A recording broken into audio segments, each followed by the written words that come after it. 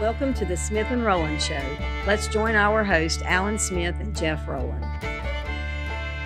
Once again, I know the world with bated breath has been waiting on the Smith and Rolland Podcast to come back on the airwaves. Here we are once again to bring thrilling news and encouragement and hope to all of those that are despondent, downtrodden, and otherwise disgusted. After you listen to this podcast, you will either do one of two things. You will be lifted up, or you will be more disgusted than you came. But you can bank on the fact you will not be the same. Now I throw it to our host, Mr. Alan Smith.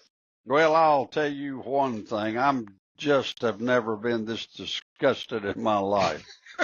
I am one. Hello, world. If you want to know what disgust looks like, read my lips. I am so disgusted.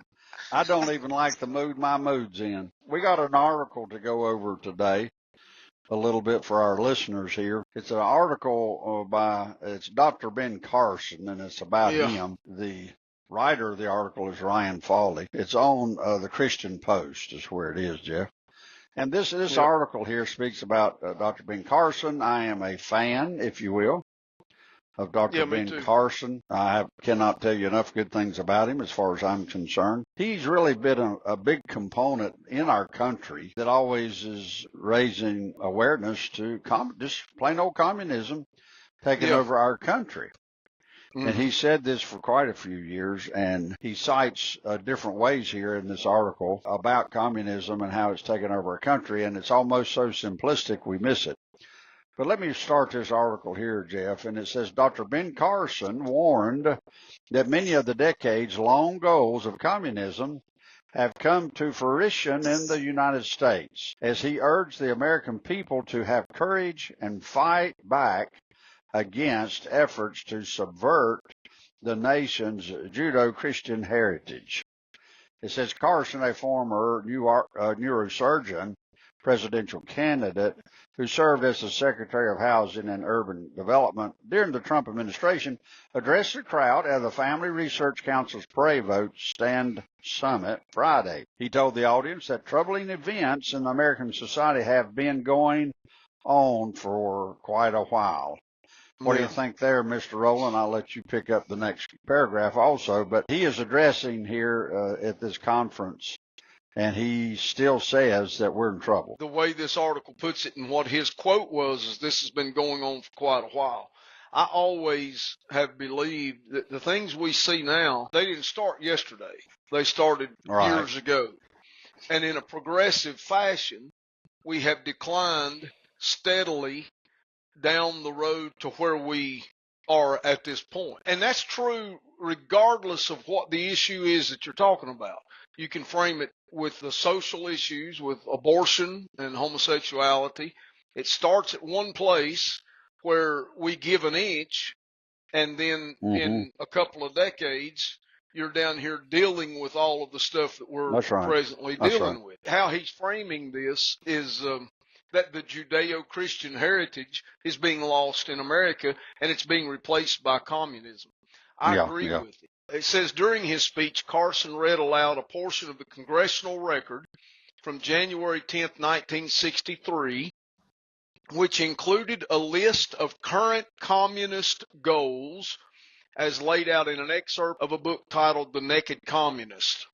He drew particular attention to the goal to capture one or both of the political parties in the United States, lamenting that it seems like they've done a good job there, Ben Carson says. Carson's analysis reflects the belief that communism has taken root in the Democratic Party. And it's so taken root, Alan, that Bernie Sanders, along with AOC and what they call the Squad, Rashida Tlaib, Kamala Harris was part of that, Cori Bush, several of the Democrat congressional leaders and Senate have now named themselves as Democratic Socialists or Democratic Communists. So it's kind of not even in hiding anymore. There is a demographic of that in the Democrat Party. Oddly enough, now the candidate for the Democrat nomination is one that is a Democratic socialist. So communism has taken root in that party. He also highlighted how communists sought to get control of the schools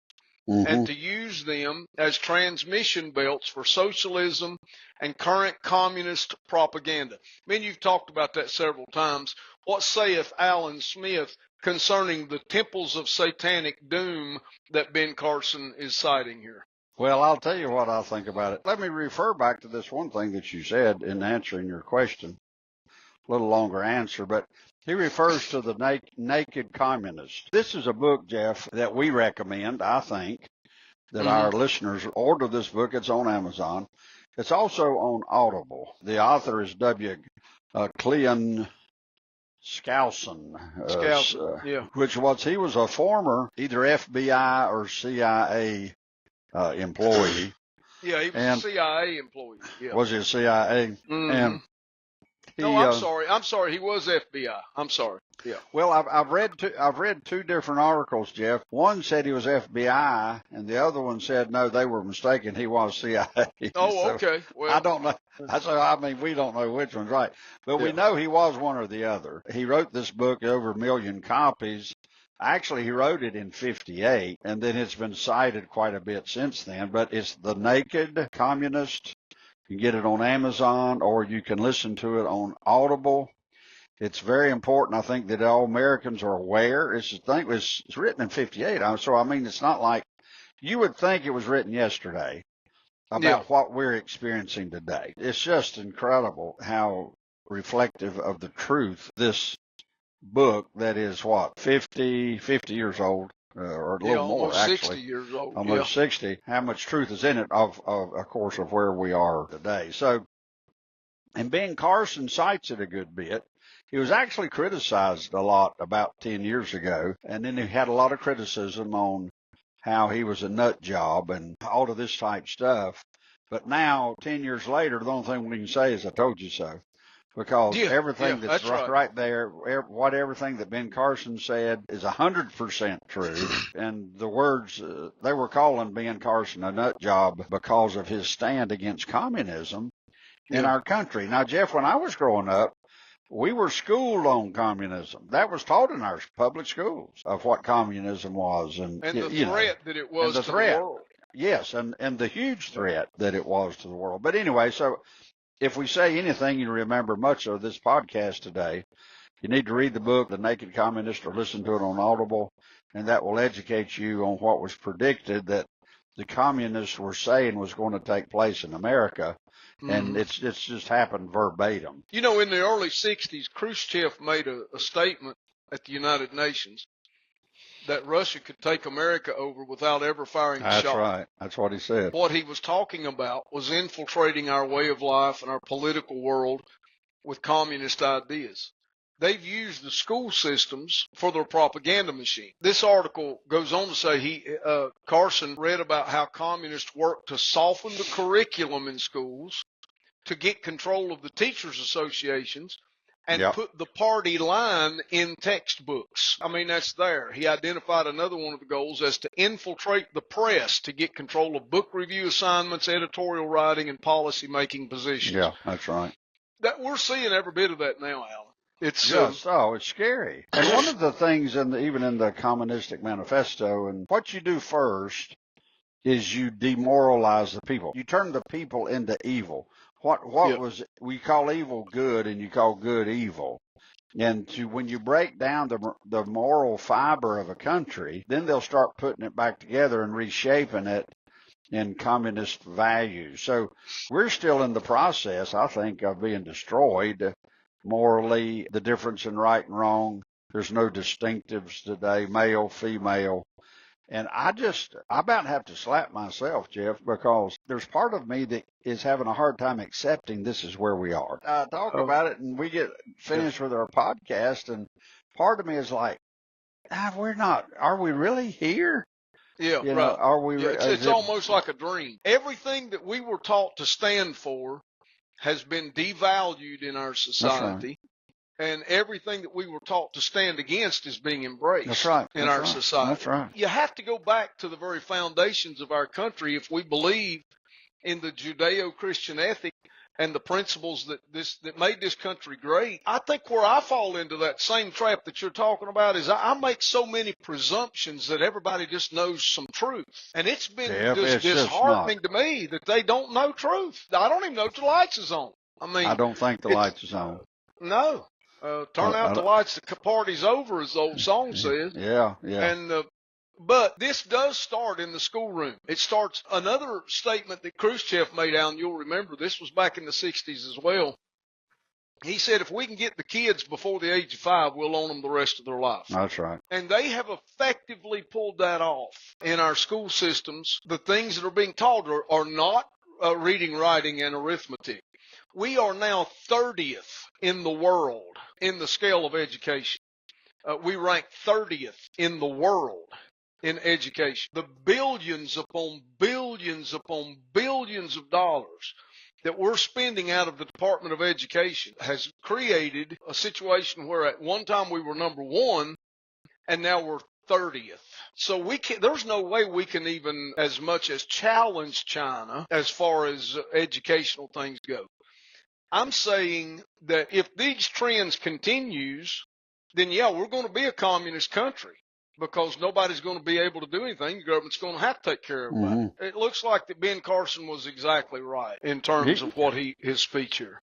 He goes on to say, after he outlined another one of the communist goals to gain control of key positions in radio, TV, and motion pictures, he encouraged the audience to think about that. The Congressional Record from 1963, Jeff, is shared by Carson, identifies the 32nd communist goal as being to support any socialist movement to give centralized control over any part of the culture, education, social agencies, welfare programs, mental health clinics. Mm-hmm. Our society is following it to a T. To a T. It's a playbook. It was prophetic in nature. You know, the Congressional Record from 1963, that was the year of my birth. 61 years this has been going on. Mm-hmm. And here's what happens. When I knew that was a bad year. I knew it all the time. It was a bad year. Listen, I was born. Kennedy was assassinated. That was a bad year. It was just a bad year. It's an anomaly, actually. I mean, people point back to that year. Oh, yeah, 2 years from everywhere. Disaster. Yeah, but the point being, 61 years it has taken for us to become aware of the reality of what's going on. Okay, now. That's right. It started 61 years ago is my point. When we wavered on this policy or that position, and we wavered on this policy or that position, it's led us to where we are now. And as a result of that, we are facing a time now where people are thinking, oh, it's not that bad. I mean, it's really not that bad. It's just a few noisy people out there that's creating all the problems, and it's not going to be that bad. The problem is half the country's fixing to vote for somebody that's a communist. That was a product of. She was whether a product they win, of, whether they win or not, it's going to be half about. Yeah, exactly. Almost half. That's exactly right. That's where almost half of our country at least is at. So it takes 60 years to turn a nation, and we've been turned. Well, I'm afraid you're right too, Jeff. Me and you were talking about this, Alan. I don't want us to get too far off topic, and this is a little off topic, but you'll remember this. We had this conversation the other day. When I mentioned Kennedy, this came back to my mind. When John F. Kennedy ran for president, one of the major things against him was that he was a Catholic. Yeah, that's right. I remember. Yeah. Because that was considered liberal. If you was a Catholic, you were a liberal concerning Judeo-Christian ethics and principles. Now, if you're a Catholic, it's considered good. My point is how things have changed in our mindset and how we process thought and how we come to conclusions. It's so changed that we don't even look like the same nation that we were. And the only way to restore that is to go back to where we left it. Mm-hmm. That's the only way, is to go back where we left it and see what we left that led us to this place and replace those things, strengthen things that remain, and go back and hold to that which is good and hold fast to those traditions that were good. Right. If we do that, we can have a national revival of sorts and I think restore some greatness to America. But if we don't do that, we're headed for a communistic ruled society. Wow. That's where we're going. We're going to know what Israel felt like in Babylon. Yeah, and it could be that we may know what Israel feels like at war with Gaza. Then we might get a bearing on, we know what war's all about here in America. Mm-hmm. So I'm just saying, those are the things that they have gained control of the entertainment world, as that paragraph points out. Go ahead and read the next one. He goes on to say this: the 40th installment of the list of current communist goals consisted of an effort to discredit the family as an institution. Yeah. What say you, Mr. Smith, to that? That's the goal, if you can destroy the family. I can't even imagine why somebody would have that as a goal. I mean, that has to be out of the pit of hell.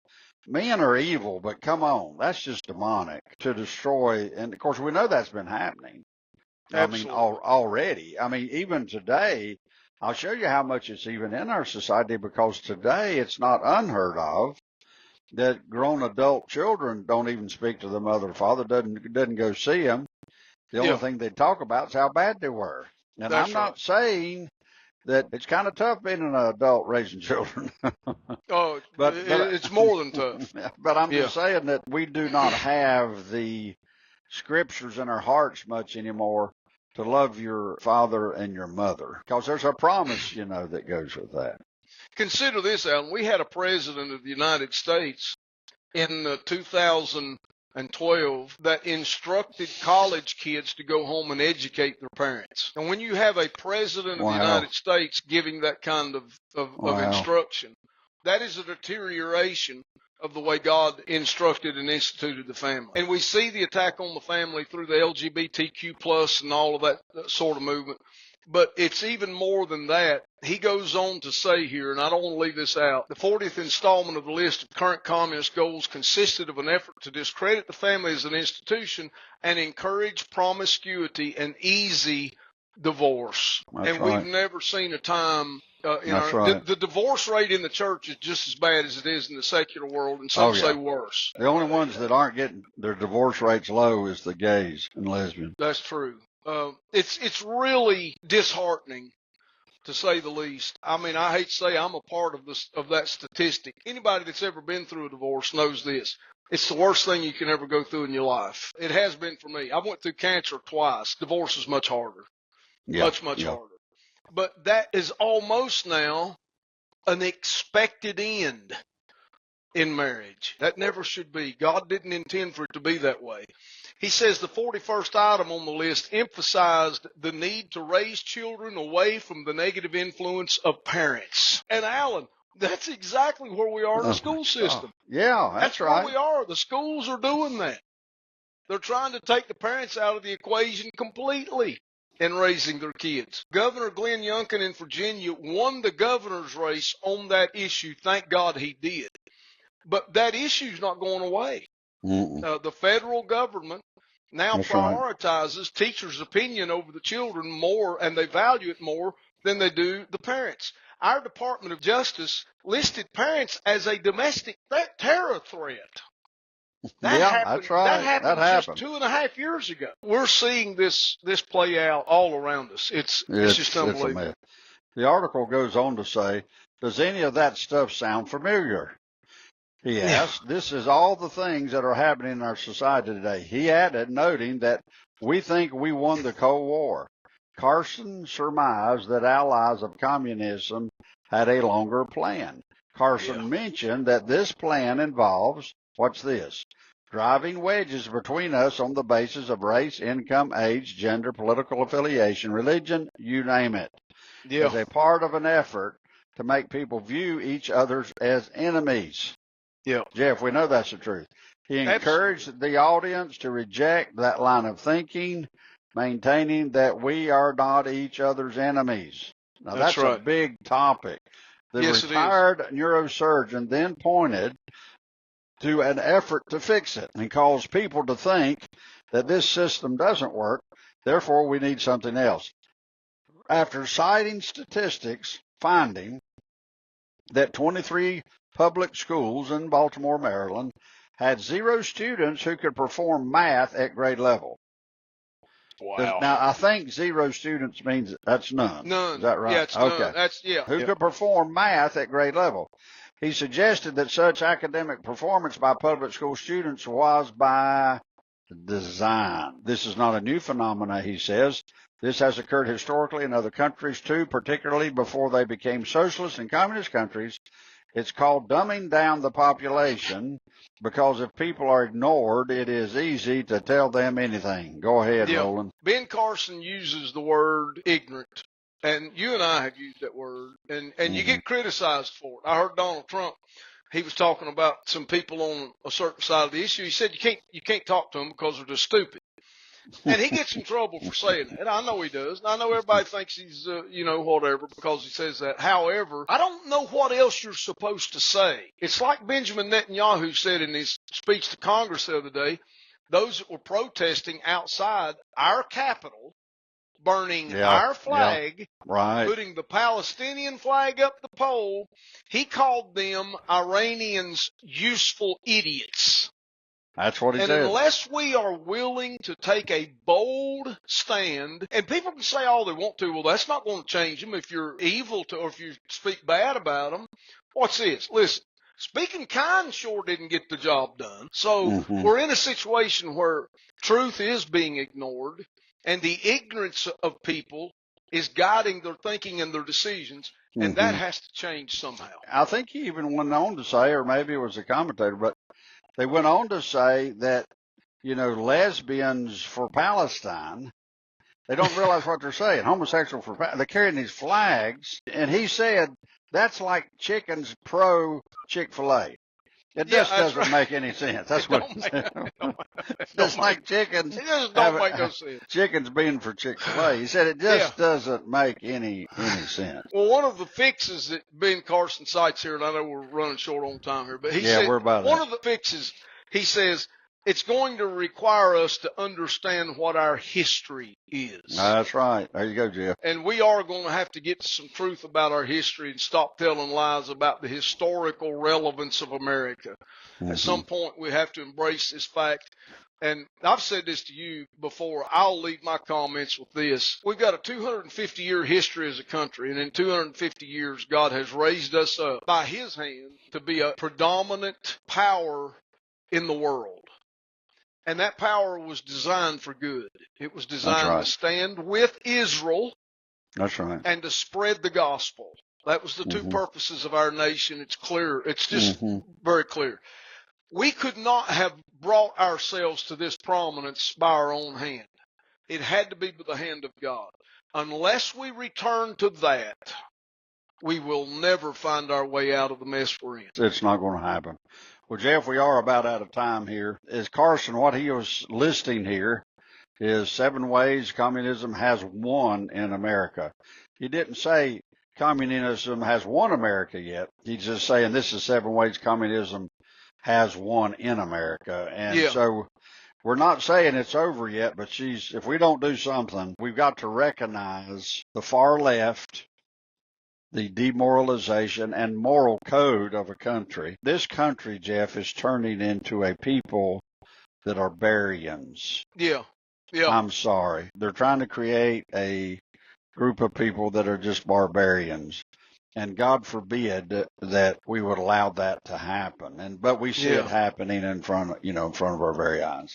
Yes. But anyway, Mr. Rowland, we'll pick up. That's about Dr. Ben Carson. Jeff and I both think a lot of this man. Yeah, buddy. And we love him, pray for him, and we ask you too. The book that Dr. Ben Carson was citing and encouraged everybody to read is The Naked Communist, and you can get it on Amazon, or you can also listen to it on Audible. Okay, Mr. Rowland, we're done here for today. Sounds good. Be careful, and we'll talk to you tomorrow. Okie-doke. Okay, bye-bye. Thank you for joining today's Smith and Rolland Show.